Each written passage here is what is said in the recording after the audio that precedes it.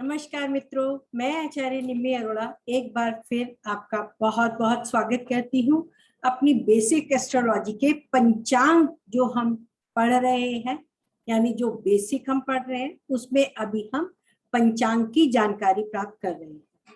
पंचांग कुंडली के विश्लेषण में बहुत सहायक होता है और हमें इनकी जानकारी होना आवश्यक है। हालांकि जब हम कुंडली देखते हैं तो इनमें बहुत सी चीजों को इग्नोर कर जाते हैं, किंतु अगर हम इन पे ध्यान दें तो हमें एक अच्छे फलित के लिए आपको एक बहुत ही अच्छा योगदान इन चीजों से मिलता है।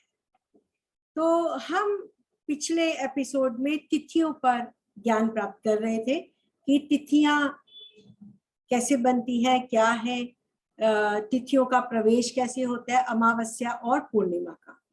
तो आज इसी विषय को आगे बढ़ाते हुए हम अधिक मास, तिथि क्षय या तिथि वृद्धि, इसको देखेंगे, इसकी गणना करेंगे। तो कैसे देखते हैं, इसके लिए हम अपने पावर पॉइंट में जाएंगे। आप सबके लिए आज का विषय तिथि क्षय या तिथि वृद्धि। आप में से कोई भी अगर एस्ट्रोलॉजी सीखना चाहता है, बेसिक एस्ट्रोलॉजी, अगर आप उसका ज्ञान है ग्रहों, राशियों, नक्षत्र इत्यादि का, भावों का, किंतु आप कुंडली पढ़ नहीं पा रहे हैं, तो आप मेरे से ऑनलाइन क्लास ले सकते हैं, या कंसल्टेंसी, किसी को अपनी कुंडली दिखवानी हो तो यह सब पेड सर्विस के द्वारा आप मेरे से जुड़ सकते हैं। आज हम बात करेंगे कुछ तिथियां जिन्हें हमने कुछ नाम दिए हैं, इन्हें नंदा आदि तिथियों का विचार बोलते हैं। नंदा आदि तिथियां जिससे शुभ और अशुभ का विचार कर हम मुहूर्त में इन तिथियों द्वारा एक शुभ मुहूर्त निकालते हैं, चाहे वह कृष्ण पक्ष हो चाहे वह शुक्ल पक्ष हो। यह तिथियां जो अपने शुक्ल पक्ष में क्रम से, जो मैंने ये क्रम दिया हुआ है, जैसे ये क्रम है 1, 6, 11, तो ये इंग्लिश कैलेंडर का 1, 6, 11 नहीं है। इसका अर्थ है प्रथमा, षष्ठी और एकादशी। अगर यह शुक्ल पक्ष में आती है तो प्रथमा अधम, षष्ठी मध्यम और एकादशी उत्तम मानी जाती है। उसमें भी यदि उस दिन शुक्रवार हो तो और भी अच्छा माना जाता है। यह इन तिथियों को नंदा तिथियां बोला जाता है।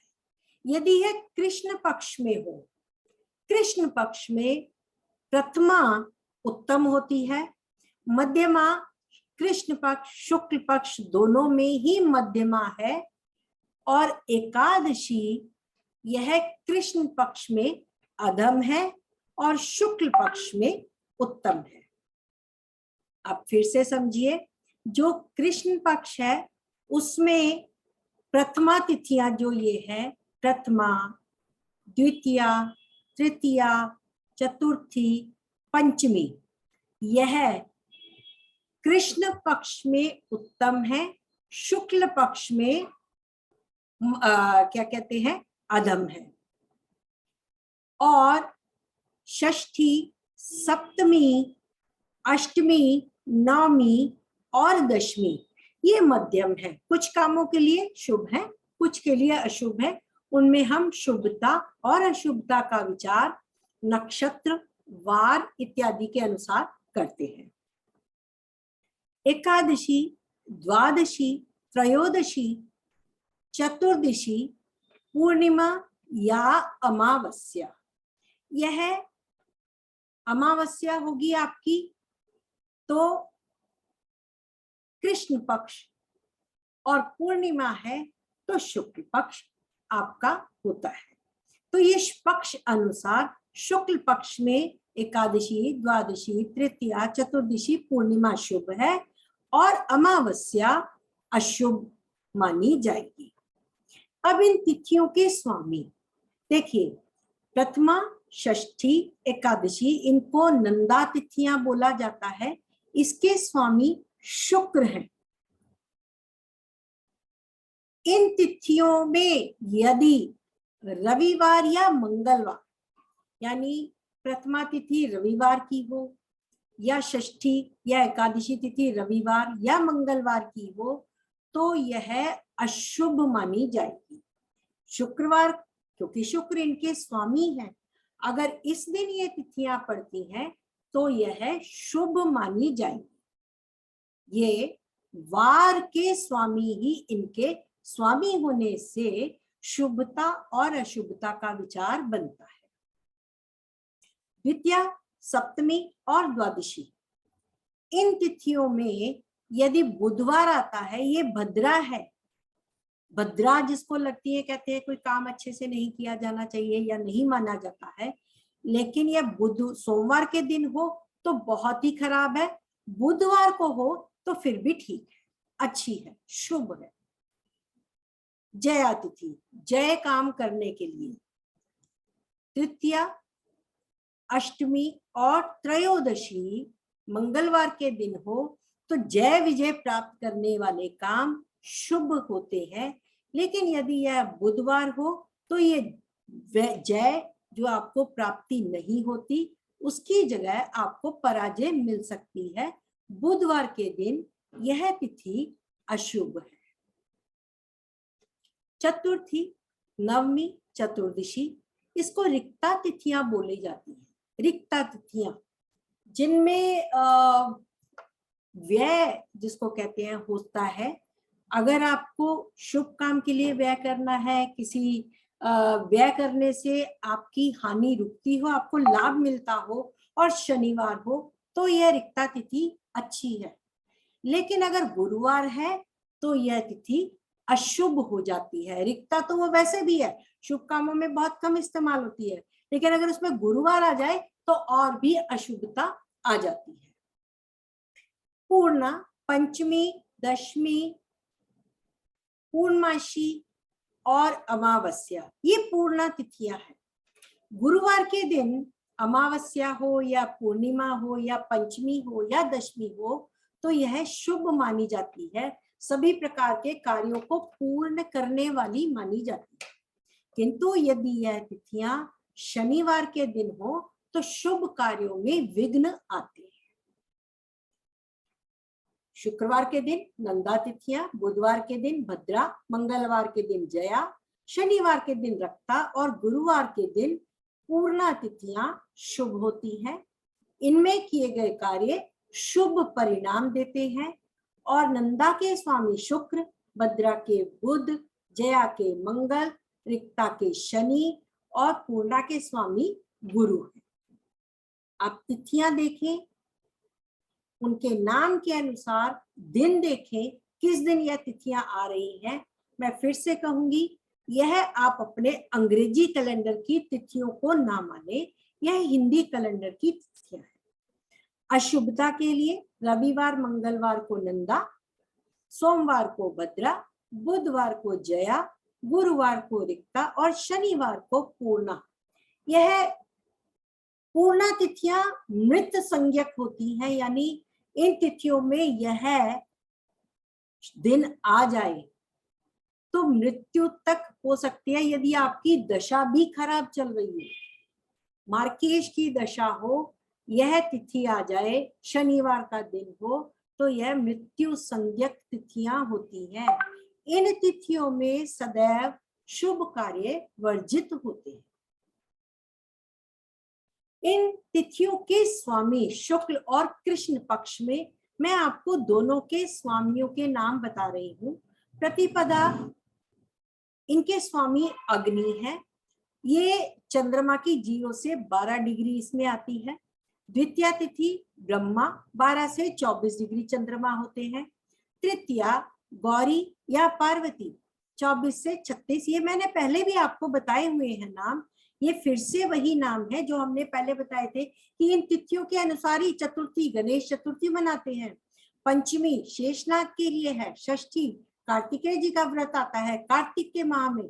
सप्तमी सूर्य, इनके देवता। अष्टमी शिव और नवमी माँ दुर्गा की पूजा। दशमी काल भैरव एकादशी विश्वदेवा, द्वादशी श्री विष्णु, त्रयोदशी कामदेव, चतुर्दशी शिव, पूर्णिमा के चंद्रमा और अमावस्या के पितर। इसकी बात मैं पहले कर चुकी हूँ। आज फिर से सिर्फ इतना कि इन तिथियों की प्रतिपदा पे जब 0 से 12 डिग्री पे चंद्रमा होते हैं, अमावस्या पे 0 होकर आगे बढ़ता है और 12 डिग्री तक प्रतिपदा, 12 से 24 चंद्रमा की डिग्री आगे बढ़ती है, द्वितीया लेती है, 24 से 36 डिग्री तृतीया, 36 से 48 चतुर्थी, 48 से 60 पंचमी, 60 से 72 षष्ठी, 72 से 84 सप्तमी, 84 से 96 अष्टमी, 96 से 108 नवमी, 108 डिग्री से 120 डिग्री दशमी, 120 डिग्री से 133 एकादशी, 132 डिग्री से 144 श्री विष्णु, त्रयोदशी 144 से 156 और चतुर्दशी 156 से 168। फिर आती है पूर्णिमा, चंद्रमा 168 डिग्री से 180 डिग्री आ जाता है। हमारी कुंडली में 180 डिग्री यानी बिल्कुल 17 एक्सिस 180 डिग्री कहलाता है। इसको मैं अभी आपको और समझाऊंगी। सूर्य 365.25 डेज में अपना एक वर्ष में राशि चक्र पूरा करता है और औसतन उसकी जो गति है 0.985 यानी 1 डिग्री के लगभग वो एक दिन में चलता है। चंद्रमा 27.3 दिन में अपना एक माह का राशि चक्र पूरा करता है, यानी राशि चक्र 365.25 माइनस 27.3 चंद्रमा की गति औसत 13.18 डिग्री प्रतिदिन है, जो कभी 13 से कम 12 डिग्री या 11 डिग्री तक कम डिग्री पर चलने पर इसकी चाल यानी अपनी चाल ये बदलता है। यह अपनी चाल जब ऋतुएं बदलती हैं, ऋतु के अनुसार जब दिन छोटे होते हैं बड़े होते हैं, उसी अनुसार चंद्रमा की गति में भी जो आकर्षण पृथ्वी का और सूर्य के आकर्षण से पृथ्वी में जो चुंबकीय प्रभाव आता है, उसके कारण अन्य ग्रहों की गति में भी परिवर्तन होता रहता है। क्योंकि चंद्रमा और सूर्य का भुगांश जब एक होता है तो अमावस्या होती है, और सूर्य और चंद्रमा के भुगांश का इन अंतर का बढ़ना ही तिथियों का जन्म होता है। यानी चंद्रमा का भुगांश जब अमावस्या से निकलकर आगे बढ़ता है 0 से 12 डिग्री, 12 से 24, तो ये तिथियों का बढ़ना उसी से आरंभ होता है। तिथियां यहां से बढ़ती हैं, यहां से तिथि बढ़ने पर इन तिथियों के नाम आते हैं। अब तिथि हमने कहा क्षय भी होती है, वृद्धि होती है। जिस तिथि में सूर्य देव का उदय होता है वह शुद्ध तिथि होती है, और जिस तिथि में सूर्य देव का उदय नहीं होता वह तिथि क्षय हो जाती है। यानी जिस तिथि में सूर्य देव 2 बार उदय होते हैं तो वह तिथि वृद्धि होती है।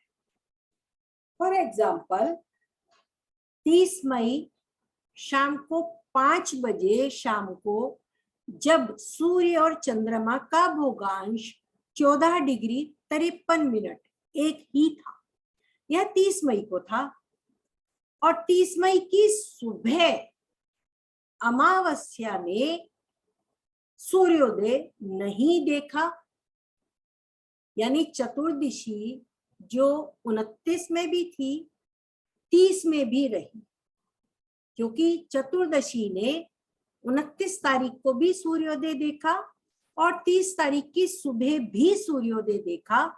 अमावस्या ने 30 का सूर्योदय उदय होते हुए नहीं देखा, इसलिए चतुर्दशी की वृद्धि हो गई और अमावस्या तिथि हमारी 30 से 31 मई सूर्य सुबह देखा और उसका अंत अमावस्या की तिथि जो अंत हुई वो सायंकाल के समय या सूर्योदय के बाद हुई, यानी आपकी प्रतिपदा और अमावस्या दोनों ने सुबह का सूर्योदय देखा।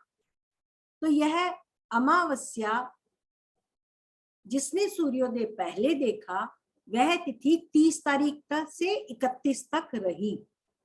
यहाँ पे प्रथमा तिथिया जो थी 1 मई की, 31 मई को आपकी प्रथमा होनी थी, किंतु अमावस्या रही। इसके कारण क्योंकि अमावस्या ने सुबह का सूर्योदय देखा, इसलिए वह अमावस्या कहलाएगी और वहां पे प्रथमा तिथि का क्षय हो गया क्योंकि उसने सूर्योदय नहीं देखा। और यदि दूसरे दिन 1 मई को द्वितीय तिथि ने सूर्योदय देख लिया, प्रथमा ने नहीं देखा, तो आपकी प्रतिपदा का क्षय और आपकी द्वितीया आगे बढ़ गई और अमावस्या की वृद्धि या चतुर्दशी की वृद्धि हुई। यहाँ चंद्रमा का भोगांश माइनस सूर्य का भोगांश डिवाइडेड बाय 12 डिग्री एक तिथि को जन्म देता है। तिथि क्षय और तिथि वृद्धि समझे। सूर्योदय आपका हुआ यहाँ पे पहले दिन का सूर्योदय, दोपहर के बाद शाम हमारी यहाँ होती है मान लीजिए, तो यहाँ सूर्यास्त हो गया और दूसरे दिन का ये सूर्य उदय हुआ। कोई तिथि यहाँ जैसे चतुर्दशी हमारी 29 तारीख को इसने सुबह का सूर्योदय देखा, 29 तारीख सूर्योदय इसने देखा, 30 तारीख शाम के 5 बजे सब सूर्यास्त हो रहा था, तो चतुर्दशी अस्त हो गई और यहाँ पे अमावस्या आरंभ हो गई सांझ के समय।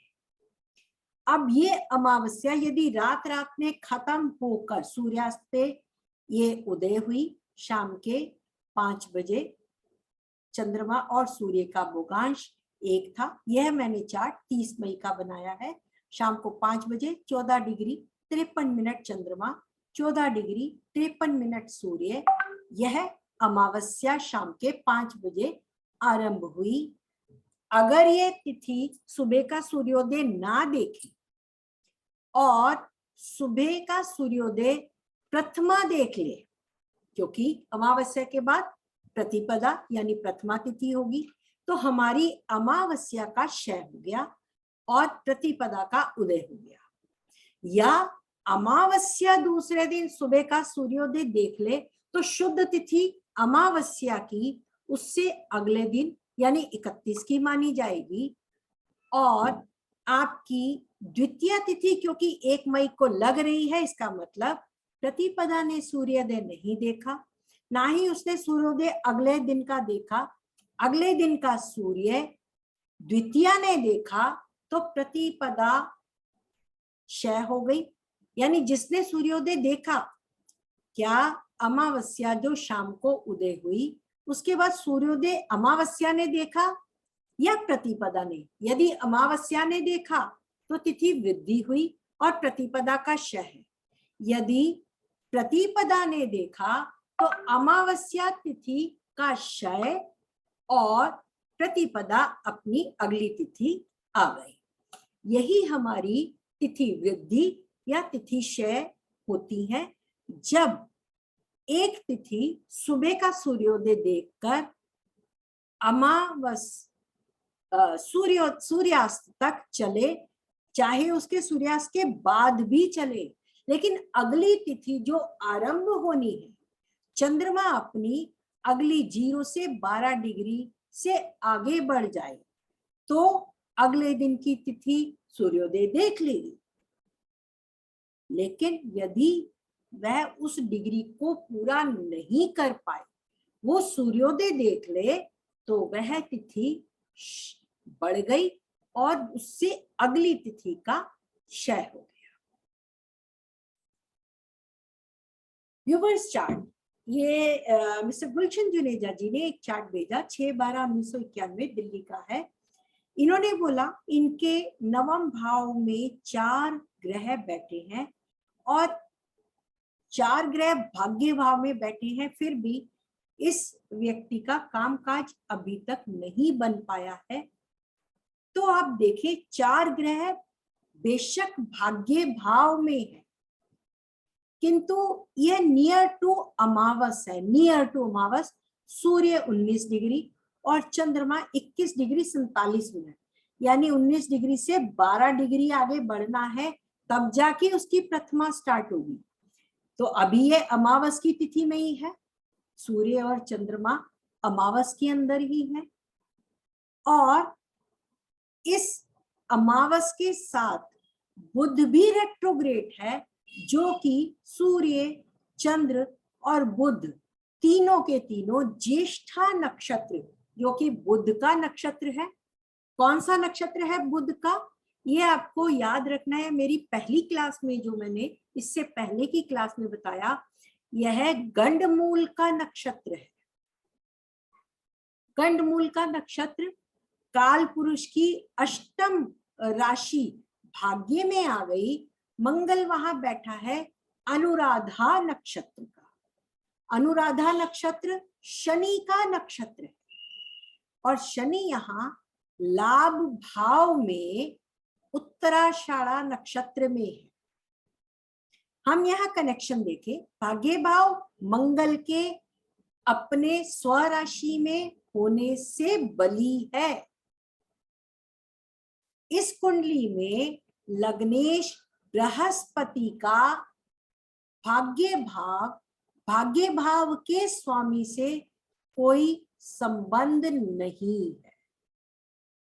लग्नेश लगन का स्वामी रोग भाव में बैठा है, रोग भाव का स्वामी सूर्य है, उससे भी मंगल का सूर्य का संबंध है, किंतु बृहस्पति का संबंध सूर्य से, अपने स्वामी से भी नहीं है।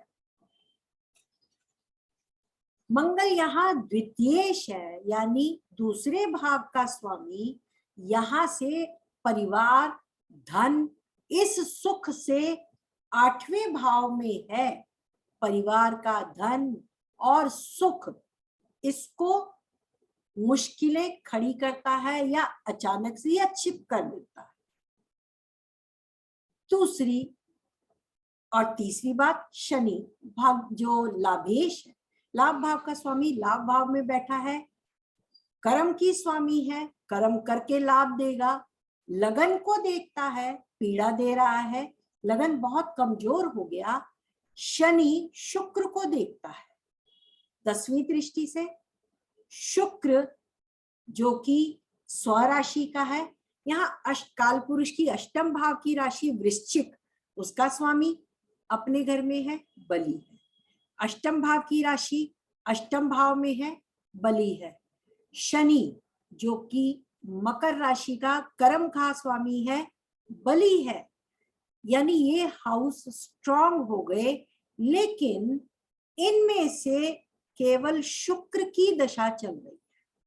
शुक्र की दशा, अष्टम की दशा, छिपे हुए काम, जो कि मित्र संग, मित्र का स्वामी भी है शुक्र, यानी ये शुक्र मित्रों के साथ मिलकर छिपकर काम करता है। शुक्र ऐश्वर्य का कारक है, शनि से दृष्ट है। कुछ ऐसे कार्य जो छिपकर किए जाने वाले, जिनसे लाभ मिलता है, उस प्रकार के कार्य, कमीशन के कार्य, उनसे इसको लाभ मिलता है। तो जहां तक ऐसे कार्य कर रहा हो सकता है जिसकी जानकारी ना हो, क्योंकि यहाँ वीनस और शनि का संबंध 26 मार्च 2022 से बन रहा है, जो आगे 2025 तक होगा। यानी अब काम इसका अचानक से बनना शुरू हो गया होगा।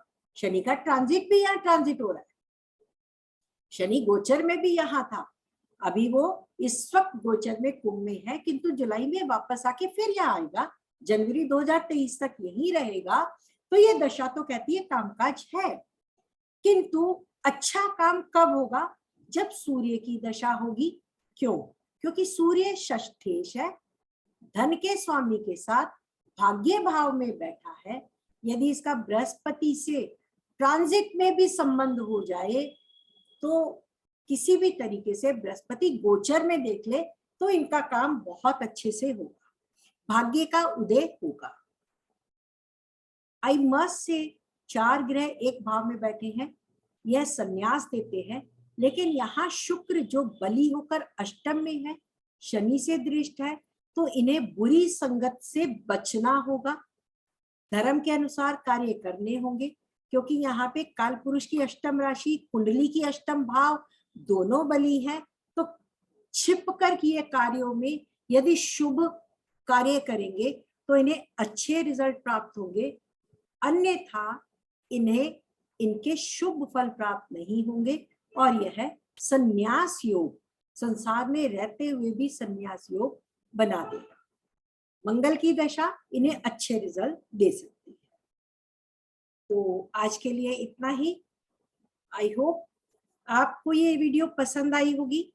आप और क्या जानकारी चाहते हैं? अभी मेरा तिथियों का खत्म हो गया है, अब हम आगे आपको कुछ मास वगैरह की जानकारी, जो हिंदी कैलेंडर के माह होते हैं उनकी, और फिर हम कुंडली में देखे जाने वाले भाव, ग्रह, उनके स्वामी, इन सब की जानकारी भी देंगे। तो आपका बोरियत वाला पार्ट खत्म हो गया है। आई नो कि ये थोड़ा बोर करता है, लेकिन इसकी जानकारी बहुत आवश्यक है। आप अपने सुझाव देते रहें और इसी प्रकार से अपना प्यार बनाए रखें। इस वीडियो को आप लाइक करें, सब्सक्राइब करें और शेयर भी करें। आपका बहुत बहुत धन्यवाद। नमस्कार।